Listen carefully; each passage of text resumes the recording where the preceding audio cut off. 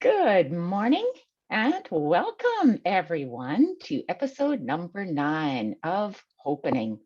This is a place where we talk about hope, how it opens us up, how it's happening, and if we put our hearts into it, that will be for us. And so today, Marina and I are talking to a very special guest. And before we get to that, I would like to introduce who we are. So I am Fran, part of Hopenning, and I am a teacher, an elementary school teacher, and I've been a teacher for 33 years. I'm also an RTT practitioner, which fulfills my life. It gives me hope, gives me meaning, as well as my other job. My co-partner is Marina, and Marina is a jack of all trades. She's a trained opera singer, and not only that, she's working full-time and as an RTT practitioner and therapist right now. And together we are the Hopenning. And today we have a special guest, and Marina, you can introduce her. Great, thank you, Fran. And I am so happy to welcome Emily Hall, a fellow colleague in RTT with us. Emily is tuning in all the way from the UK. And as you know, Fran and I are from Canada. So welcome here, Emily. And I would like to read your bio to our viewers because it is quite amazing. I do need my glasses. Okay, so Emily Hall. And of course, I clicked out of that. So here we go. Emily Hall is widely known as the Naked Lady because of her ability to help women feel great naked. Emily Hall works with time-starved women around the world to help stop them binge eating, overeating, and emotional eating just by changing how they think so they can get to the weight they desire. Featured on the BBC, GB News, The Sun, The Daily Mail, The Mirror, The Express, Yahoo, and MSN, to name but a few, she's one of the UK's leading figures on the subject and was named Corporate LifeWire's Lifestyle Coach of the Year in 2021-2022. A rapid transformational therapy practitioner, hypnotherapist, linguistic programming, and cognitive behavioral therapy practitioner and coach, Emily has over 20 years experience with the mind and self-development. After suffering and recovering from her own eating and weight issues, Emily created a program to help women overcome theirs too and get the most amazing results for their clients. So welcome, Emily. I'm so happy to have you here. Well, thanks for having me. It's really great to be here. That's right. And we were just chatting before we started recording here that in the last week, I saw that you also went viral after you made a New Year's video about how to keep motivated so that you can keep that New Year's resolution going. So that's absolutely amazing. And then the last very exciting news, Emily is releasing a new book on February 1st. It will be available on Amazon and it's called Beat the Binge. So Emily, welcome. Thank you for being here. So why don't you tell us your personal story in relationship to emotional eating and all those other things? Yeah, so I mean, I work with people who binge eat, who emotionally eat, because it's really close to my heart. It's something that I suffered with for many, many years. And looking back, I remember my first binge actually was when I was around 13 years old. And I remember it quite vividly. I've never really had a distended stomach. And actually up until that point, I'd been really underweight. And I just remember having this massive binge one night and feeling quite frightened by it because I wasn't sure why I was doing it. I just knew that I needed this food in this way. And I actually ended up going in hospital a day or two later, completely unrelated. But at the time, I was really frightened that it was because of this binge. But I was so ashamed by what I'd done. I didn't tell any of the doctors. And I lived for years thinking that I'd put myself in hospital. And actually, it was just totally unrelated. And that shame and self-loathing just kicked in. I'd been quite an unhappy child anyway. And the binging just got worse and worse and worse over the years, that self-loathing, that shame, that real hatred of myself. And as I got older and older, the binge eating turned into binge drinking as well. You know, I had problems with drugs, with alcohol. I had a list of things that I considered kind of wrong with me, you know, depression, anxiety. I was on antidepressants from a very, very young age. And I was led to believe that there was something wrong with me, actually. My parents took me to see a psychiatrist. I didn't kind of realize back then that actually the problem was with them and not with me. You know, I was this kid that was being taken to see therapist after therapist after therapist, being told that, you know, what is wrong with you? You know, I'm a type 1 diabetic. I wouldn't control my diabetes because my eating was so out of control. And actually this got worse and worse and worse over the years until eventually my problem was so bad that I lost the sight of my left eye permanently as a result. I just couldn't control my diabetes, but I had no idea why.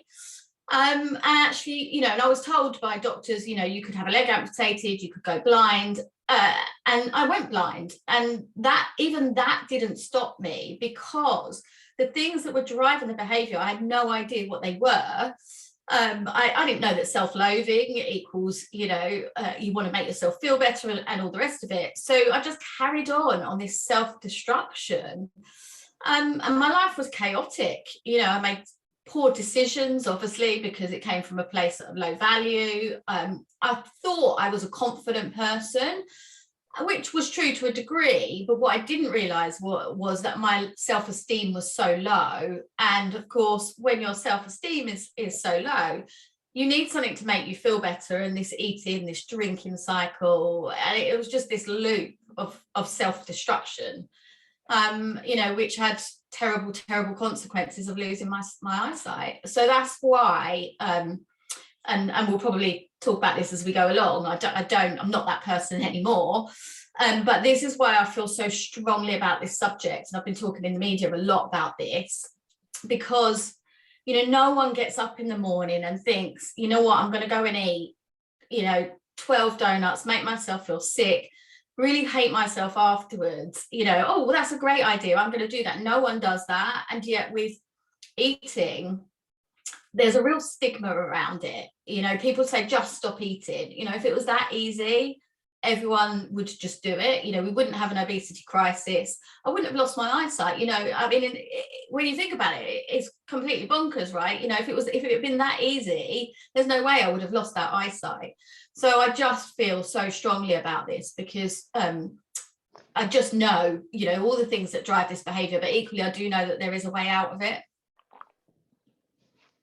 That's wonderful. So what was the turning point for you?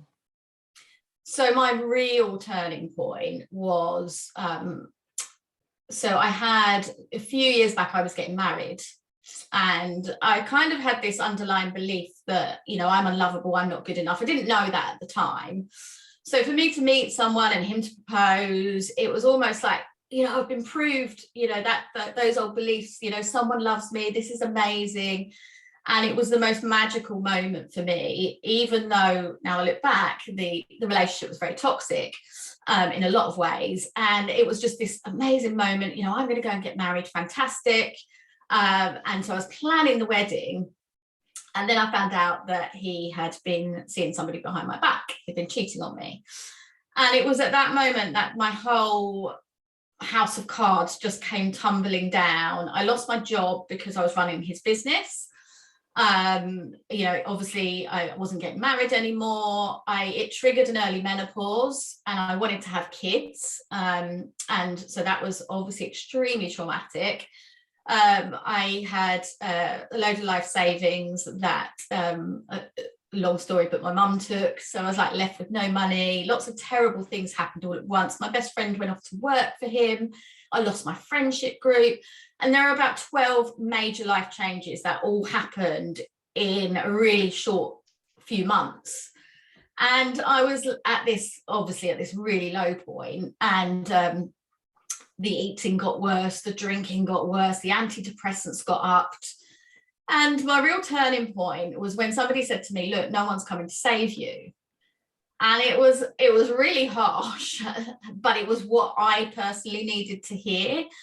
And I thought, you know what, she's really right, because, you know, what are my options here? My options are I could commit suicide, and I'd already tried that a few years previously. So that for me wasn't an option, because I, believe it or not, I saw that I'd failed at that the first time. And I'm like, you know, if I screw this up again, it just means I'm another failure.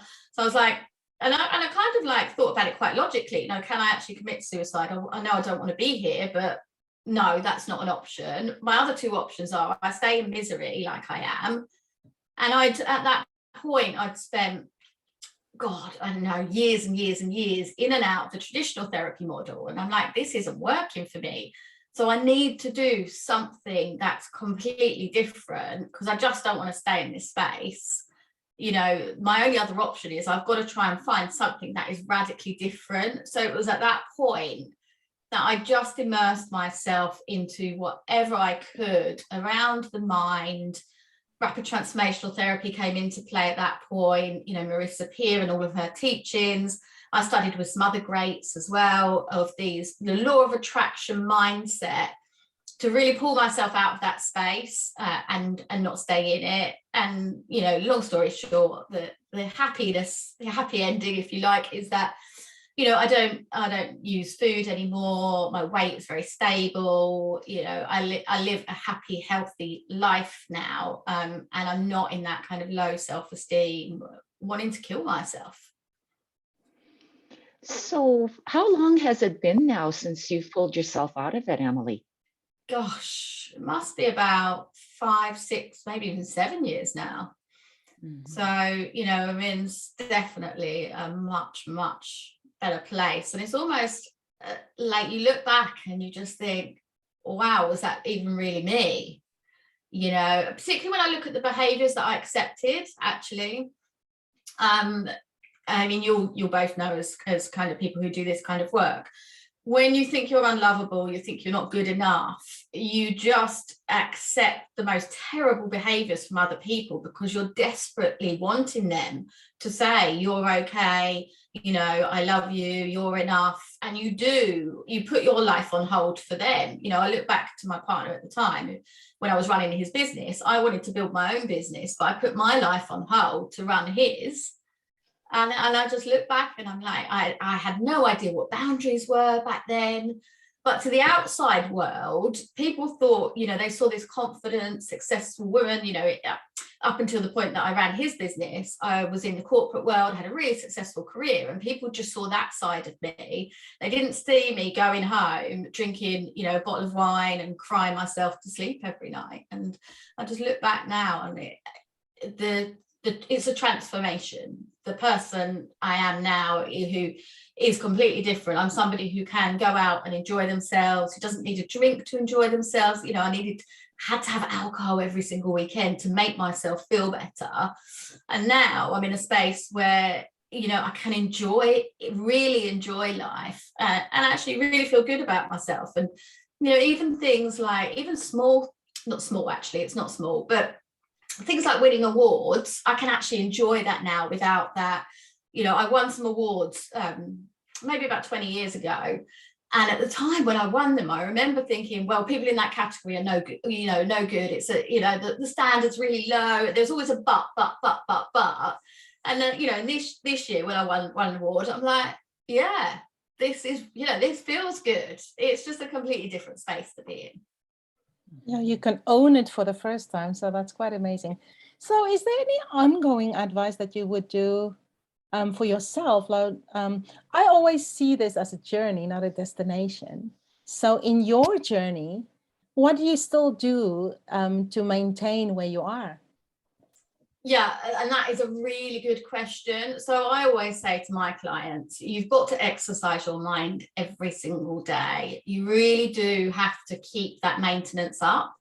I do a gratitude journal every day. I've done that for years, actually, and it just really sets your mind into a calm space and a place of happiness when you start the day, you know, rather than that, you know, my old self, and I had no idea at the time that I used to be this, I would get out of bed and the first thing I would say to myself is, get out of bed, you lazy cow. And I'm like, I look back and I'm like, no wonder I was so bloody miserable.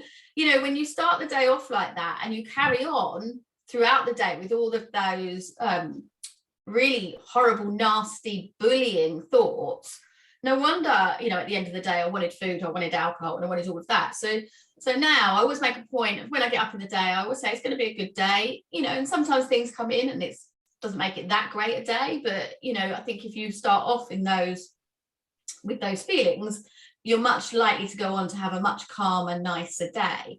You know, throughout the day, I always say well done to myself for things that have happened, particularly if it's something, you know, quite stressful that you've got to get through. And then in the evenings, I always, and I love this little thing that I brought in a few years ago, is I always go through and say to myself, what was the best thing that happened today? Because we can really get into this mindset that it's been a terrible day. And actually not everything about the day may have been terrible. So when you start to ask yourself, you know, what's the best thing that happened today? Your mind kind of goes back and it might be like, oh yeah, I had that really good call with, you know, Fran and Marina. And, you know, when I took my dog out, that was really nice and the sun was shining. And, oh, I had a great time with a client. So it kind of ameliorates all of that horrible stuff that might have come in during the day. And I always tell my clients to do that, because I think that's a really great one to do. You know, and then alongside that, and we'll probably go into this a bit more again as we carry on this call, it's about kind of questioning everything, isn't it? You know, if somebody criticizes you, you know, why are they doing that? You know, if something frightens you or you're procrastinating about something, it's questioning, you know, why am I doing this? What are the beliefs that this is bringing up for me? Why is this triggering me? And just really start to get into that questioning beliefs, questioning thoughts, and working out whether are they true or are they not? Is this a self-sabotage pattern? And then you can start to kind of break that. Mm-hmm. You know, one thing I was thinking of when you were talking is how important it is for each of us to stay in integrity with ourselves. And regardless of what happens during our day, of who cuts us off on the freeway, of someone who's walking their dog and doesn't pick up the dog poop after, whatever, right? It's how important it is for each of us to stay in integrity with ourselves and say, yeah, that's them, but that's not me, because I am a person who walks their dog with the doggy bag, and I am the person who will smile at the person who cuts me off on the freeway, regardless of how they behave. That does not have to affect myself. Yeah, and you know, so just to pick up on that, actually, I always make better stories up. And I think once you've done a lot of inner work and you've got rid of the underlying beliefs around you, and you can start to leave that stuff with other people, you can then start to build better stories. So if someone cuts me up, the old me would have been, you know, they've done that on purpose, you know, they knew that, you know, I was in a rush or whatever, and you really internalize it as your own. When you start to feel better about yourself, I often say, oh gosh, he must be really late for his cancer appointment. Or I just make up a like completely random story, and it just makes you feel better. And you're like, oh yeah, okay, yeah. So I can forgive him because he's obviously, you know, always, you know, his wife's gone, you know, been rushed into hospital and he's got to get to hospital, whatever, you know. And it just, you know, or if somebody's left the dog poo, it's like, well, they obviously didn't see. And you can make up these much better stories when you come from a place of valuing yourself, I think. You know, I like that as well, because I teach my students that as well. I teach my students to make up the most outrageously interesting story about what might have happened. And it changes the mindset, right? It changes their mindset from being angry or frustrated or whatever to excited about making up this story. It's really cute. So you've got the name, the naked Lady. The naked lady. Well, naked lady, yeah. And as you can see, I do have clothes on. So. It's not because I don't like clothes. We're on the edge of our seat here. We want to know how you do this. We want to know how you got that name. Yeah, so it came from a client actually, and it's just kind of stuck because the way I work really is about helping women feel good naked, you know, and this long before the weights come off, actually, you know, because it's only our thoughts. That sounds a bit flippant, because I know there's a lot more work involved, but it is just our thoughts that make us feel happy or sad or good or bad about ourselves, you know. And I've lost in my lifetime, you know, I've been underweight and I've been overweight, and both times I was just as miserable, because it was me that I hated, not the weight. Actually, it was just me. And then it's only when you start to change that relationship that you can feel great naked. You know, I've had like women on my program who are like, I'm never going to feel that. And within a few weeks they do, you know, that they think I've got to get rid of the weight in order to feel that. You know, I had one lady, I'll never forget it. She used to not go to bed at the same time as her husband, because, you know, she just didn't want to get into anything, because she felt so bad about herself, and she just couldn't see that was ever going to change, and she'd make excuses about going to bed. And then by about week 7 or 8 in my program, she came on one of our group calls with the other lovely ladies, and she said, I've just gone and bought some sexy underwear, and let's just say the husband was very happy. And, you know, and that was before the weights come off. You know, 7 or 8 weeks, the weight is not going to come off, but you can feel good about yourself. It's not the weight that's making you feel bad, it's how you feel about you. So that's, yeah, so the naked lady is just kind of stuck, because these women feel great naked. Well, I think that's an absolute awesome name to have, and it's so true, because, you know, it's when that thing is born inside of you that the outer package doesn't really count anymore. So that's just so absolutely profound. I love it. I like how you phrased, you're teaching the ladies not to hate the weight. You know, can you talk a little bit more about that, Emily? Like, that is profound, because when me, whoever, are overweight, we look and we hate it. We look at it and we hate it, and we look at our backside and we look at our tummy and we look at our flabby arms and we go, oh, I hate that. And yet it's so not helpful at all to unhelpful. Can you talk it's a little those bit on that? self-sabotaging thoughts, you know. The mind, it needs oxytocin, serotonin and dopamine. It needs all of that, and it needs it from us in the right way. And if it doesn't get it from us in the right way, it goes and gets it from elsewhere, you know, from food, from alcohol, from shopping, from, you know, gambling, all of those things. So the whole time you've got that conversation going on in your mind, like, oh, and I used to say, I'd be like, oh, look at this fat roll that's hanging over my skirt, and the whole time you're feeding it with all those stress hormones. So you've got stress, you've got to go and settle it down with food. You know, a chaotic mind equals chaotic eating. That's, you know, just fact. So when you've got all of this chaos going on, you've got to go and satisfy that somewhere else. You go and get the food, and then of course you eat the food. It gives you that momentary, oh, you know, it switches that horrible chaos off, but it's only momentarily. And then the self-loathing kicks back in, the shame, the guilt, and then it starts back up, and you just go round and round and round. So you've got to start changing that dialogue in your mind, and give yourself, you know, those feel-good hormones in the right way, so that you don't need the food.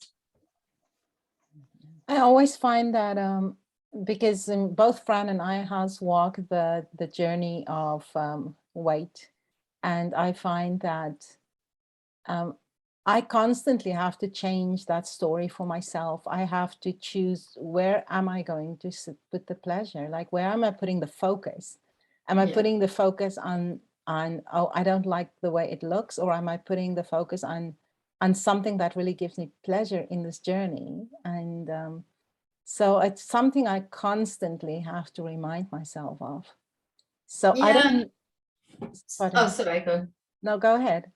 Oh, I was going to say, but I think with mindset stuff, you do have to keep up, you know, practices every day, which might seem a bit kind of for people, oh my God, you know, I've got to do this every day. But actually, when you get to a place where you've kind of got rid of some of those really strong most common ones, like I don't matter, I'm unlovable, I'm not enough, it's not difficult to keep it going every day. Actually, it becomes relatively easy, and your reasons for doing it outweigh the reasons to not do it, because you feel much better for it.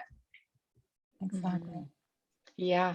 So you talk a lot about prepping preparing your mind in the morning. So is there a routine that you go through every morning? You talked about how you get out of bed and you have a gratitude journal, but do you have a mindfulness meditation? Do you do any other types of things? I know for myself, I do. I spend about 2 hours every morning in I call it a habit stack of just preparing my mind for the day. What do you do? I do try, and mostly 80% of the time, I'm successful 80% of the time. Come on, I'm only human, right? So 80% of the time, I do try and listen to different meditations, actually. And depending on how I'm feeling, so, if I want to feel a little bit healthier, I might listen to something that's quite healthy. If, I want to call in some new clients, I might do something around financial well-being. So I do try, because meditation, it just slows that mind down, it calms it all down, and it's a much better way to start the day, isn't it? And I definitely always listen to something when I go to bed at night. And then throughout the day, I take regular breaks. And I've got a lovely little dog, so we go out in nature, but she's nearly 17 now, bless her. So she's a little bit slower than she used to be, but just getting out actually and getting fresh air makes a huge difference. You can't, when you've got chaos going on in your mind, because you're rushing from one thing to the next, to the next, to the next, you can't make good decisions. Ideas can't flow until that mind is working at a slower pace, actually, through meditation, settling it down into that theta state where we're more open to suggestion, where ideas can come in. So yeah, I completely agree with you, Fran. Those meditations are always a great way to start the day. So Emily, we all three are rapid transformational therapy practitioners. So how would you describe how RTT can help? So RTT is brilliant at really, really digging out the root cause of what's driving the behavior. Now, with weight, there are weight and emotional eating, there are a few different things that drive the behavior, and some actually need to be addressed at the conscious level. But the RTT side of it really digs out, why, some beliefs around food. So you'll have beliefs around food. So I don't know, to give you an example, if your parents don't buy enough food when you're younger, your belief might become, I've got to eat as much as I can because I don't know when it's going to be available next. And that then becomes the blueprint of how you live your life. That's the belief that drives the behavior. And you might not even realize that you've got that belief going on. You've also got the reason why the weight might be there. So with a lot of abuse clients, the weight is often there as a protective mechanism to make themselves big, to make themselves strong. It can also be a great hiding place, actually, for people. If I hide behind my weight, I don't have to put myself out there for a new relationship, so I don't have to face rejection, I don't have to put myself forward for a new job. But all of this stuff kind of bubbles underneath at this 95% of what we do is at this subconscious level, bubbling underneath, and we've got no idea what some of these beliefs are. Whereas with rapid transformational therapy, we go back and find out, the subconscious mind remembers, it knows why it's created an issue. Nobody comes into the world with a food issue, we create it. Babies know when to stop eating when they're full up, they just stop. So we create that, and RTT is really great at just getting to that root cause and digging those reasons out, so that you can actually reframe it and think, I'm an adult now, I don't need that weight, I don't need to hide behind it, I can put myself forward, I don't need to protect myself anymore because I'm not a 5-year-old vulnerable kid, all of those reasons. So it's fantastic at digging all of that stuff out. And so you've got the beliefs kind of around food, why your weight's there. There will also be some beliefs you've got about yourself, which are negative, which need to be, do some of that deeper work with. So, like I mentioned earlier, I'm not good enough, I don't matter, I'm unlovable. They're quite common ones. But then with weight and emotional eating and binge eating, you've also got alongside that, to add into the mix, you've got this chaos that goes on in your mind. So at this conscious level, you've got to work at that conscious level as well. And if you can get all of these puzzle pieces in place, then you just don't need food in the same way anymore. Like when you talk about puzzle pieces, it really and truly is like, I think of life as one huge puzzle, and it's like aha, I found that little puzzle piece. It was under the desk, there it goes, it fits. And now we can start putting everything else together. Well, no wonder I was like that. No wonder I thought that. No wonder I married that man. No wonder I treated so-and-so and my children, blah, blah, right? The story that, was our life. And suddenly now we've got this new chapter. We never thought that we could have it, right? We've got this new chapter and we're the author. Yeah, and actually, just on that point, the more you do this work, the more light bulb moments you get as well. And that's the great thing. It's like my clients, I get them a year down the line messaging me and saying, guess what's happened today? Because these light bulb moments just keep going off once you start on this journey. And it's like, and like you say, Fran, you just go, that's why I did that. But it's only when you've got to understand those patterns in order to break them and change them. Otherwise, right. you just this kind of loop of that's right. I mean, once you find that puzzle piece, it's like so many areas of your life start to transform. It's not just, you say, your relationship with food. It's now your relationship with maybe your family of origin, and maybe your relationship with your children and friendships. And it's the whole life begins to transform. It's so beautiful, right? It's really beautiful as a therapist to see that. Yeah, completely.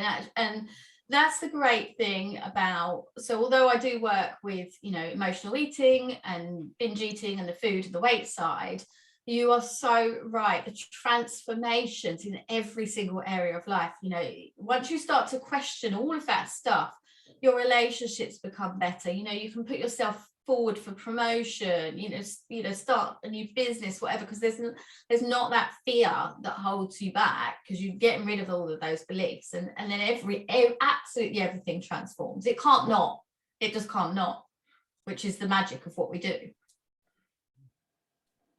It's absolutely amazing. So if we have some people watching us today and who would say, okay, what advice can you give me? What are your tips that you can give our viewers? What would you say? So in regards to emotional eating and binge eating, this is going to sound really counterintuitive for people, but one of the biggest things that you can do is give up the dieting. And I know when people who have been in that diet mentality, and I certainly was for many, many years, I'd starve myself and then, deprive myself, deny myself. The minute you start to do that, your mind just wants it. This isn't your body that wants all that crappy junk food. This is your mind. Your mind is overruling what your body really wants. So the minute you start on a diet, it's like putting a big red button in front of yourself and going, do not push this button, right? We are all, there will be varying degrees at what point we push that button, but we are all going to push that button at one point, right? And it's the same with a diet. Once you deny yourself, you are just going to go over the top and actually eat more. You end up eating more that way. So the biggest piece of advice I can say is, just give up the dieting. Don't beat yourself up. It's another really big one that I say to people. If you have some chocolate, do not go into that real overload of hating yourself, because again, that all that stress is just a massive trigger for binge eating. So the worst thing you can do is, beat yourself up about that. If you want to change, if you want someone else to change, you don't go and tell them all the horrible things about themselves. You say them really nice things. You go, I love the way you did this. so I want to see more of that. So say that to yourself, start celebrating yourself, celebrate your wins, boost your self-esteem by saying nice things to yourself and saying well done for absolutely anything and everything. I'm a great believer in just even putting the washing on, taking the dog for a walk, say well done, really boost that self-esteem. And that just gets you into that, giving yourself all of those feel-good hormones so you don't need food in the same way. The other bit of advice I think as well is, particularly with people who've been used to slimming clubs and diets, is throw away the scales. Now, people look at me, they're like, what? No, because I need to know what I weigh. And the reason I say throw away the scales is because it's a number that's meaningless, but it makes or breaks your day. And you are allowing yourself to be determined by a number that is essentially meaningless, actually, because, when you get on the scales, that number can fluctuate based on lots of different factors. It could be that you haven't drunk enough water, the time of day, whether those scales are on a hard floor or a soft floor. But you get on there, you see a number that you don't like, it sends you into that massive downward spiral. And so that leads you to overeating. Or you see a number that you do like, which is rare, really rare if you're in that diet mentality. So you have like one day out of 365 where you feel okay. And I'm like, and that number, it is meaningless actually, because somebody else could get on the scales with that same number and feel really good about it, and whereas you feel bad. So, chuck the scales out, just go by how your clothes feel. If you're putting on weight or getting rid of it or whatever, just by how your clothes feel, chuck the scales out. That's really good advice. So Emily, something else I would like to ask you, since you've been working in this for a while and you're so experienced, tell us some stories of success stories of your clients, interesting things that you have dealt with.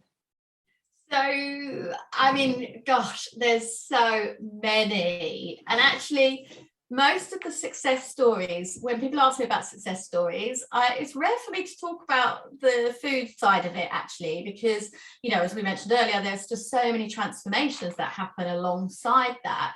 So, yeah, they give up the binge eating, give up the emotional eating. And that actually leaves time to think about what they want their lives to look like, and actually do some more of that inner work on themselves. So I think one of my favorite stories is a client from last year, actually, and she was so full of self-loathing. She'd been called fat and ugly since she was a kid, and she was in her 60s at that point. And that had been like her identity, and she'd been binge eating for 55 odd years, and just in that real pattern of self-destruction, really hating herself. And she'd thought about dating, but it was just so alien to her. She said, because who would want me? Who would want me? And she hadn't dated for 37 years. 37. By the end of my program, guess what she was doing? She was back out dating, and she said, these guys, she said, it's not whether I'm good enough for them. She's like, are they good enough for me? And I'm even getting goosebumps now just thinking about it, and all these transformations. I've had women that have gone on to build businesses. They've gone to do TEDx talks. They've written books. They've done things that they didn't even think possible because of their weight. So there was one lady who, this is another one of my favorite stories. She said, I'm paddleboarding. She said, I would just love to do it, but I can't. I'm just too big to do that. And I said, by the end of the program, I said, you will be doing this. And she's like, no, it's totally resistant. She said, I can't, I've got to get the weight off. There's no way. Well, by about week 9, I think, she had got herself a wetsuit and she was paddleboarding. Because the confidence just comes. They're just, oh my God. And it's just so fantastic. And then another one of my favorite stories, so I'll leave you to this because it's other one, because I could go on for hours, is one of my lovely clients. She had such big transformations that she got a tattoo as a result of the program. And She had tattooed, not my name, I had. It wasn't my name. It was I am enough. But that was just because she's just said, you know, this has just been so transformative. She said, I need to mark this. And, you know, I want a reminder that I am enough. And that's just, oh, I mean, I could go on for hours with these transformations that these people have had. It's just, you know, moving people out of, helping them come off antidepressants, you know, all of these fantastic changes that I do, that you do, Fran, that you do, Marina. It's just, oh God, I mean, we're so lucky, aren't we, and do what we do. We really are. Mm-hmm. It just confirms to me again that I think it doesn't matter what we work on.